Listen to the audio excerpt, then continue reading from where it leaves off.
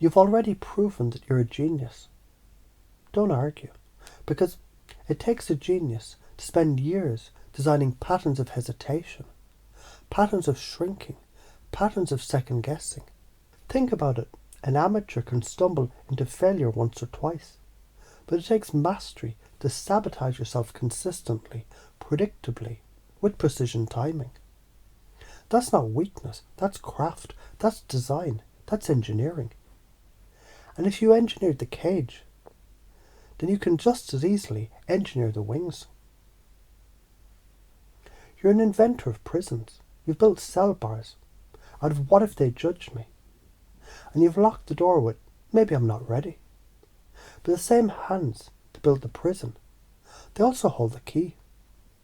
You can melt those bars into steel beams and build skyscrapers. You're a gardener. You've been planting weeds of hesitation, watering them daily with approval seeking, and then wondering why your garden looks like shit. But the fact you've got weeds to grow proves the soil is fertile. Plant boldness instead, and watch forests rise. You're a coder. Every time you shrink, it's just software you wrote. And code doesn't care. You can debug it, rewrite it, patch it. If you can write malware that hijacks your own operating system, you can damn sure write upgrades that turn you into high-speed architecture. The moment you hesitate before speaking in a meeting, that's a whole algorithm firing. Stimulus, inner critic, freeze, retreat. It's as mechanical as pressing keys on a piano. The pattern isn't about a single moment. It's about the story that you've been rehearsing for decades. And stories can be edited. Science says neuroplasticity wires what you repeat. Spirit says karma compounds what you repeat. Street sense says, keep practicing cowardice. You'll master being a coward. Keep practicing courage. You'll master power. You value safety. That's why you shrink. You value connection. That's why you seek approval. You value certainty. That's why you hesitate. And those are good values, noble values, human values, but safety without courage is just a padded coffin. Connection without self-respect is slavery. Certainty without risk is stagnation. So here's the pivot. Keep those values, but upgrade the code.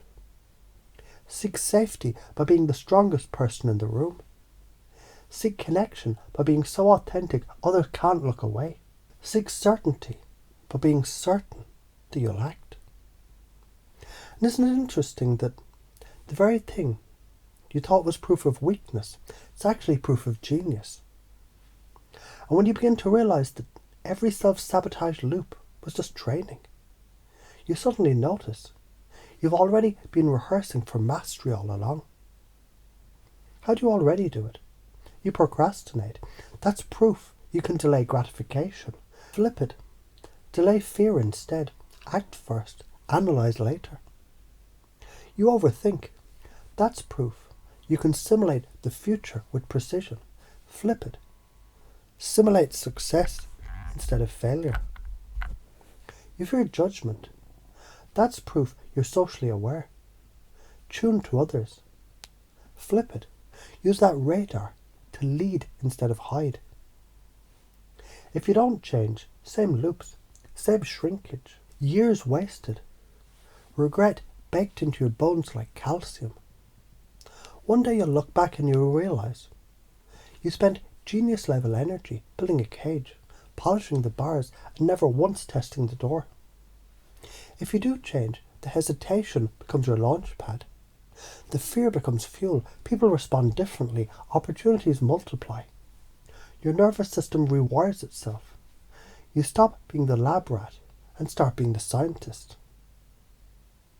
Not acting has a cost.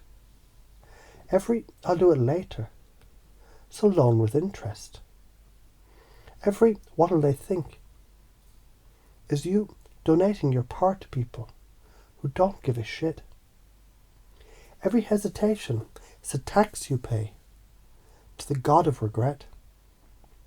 But acting, it pays compound interest in confidence.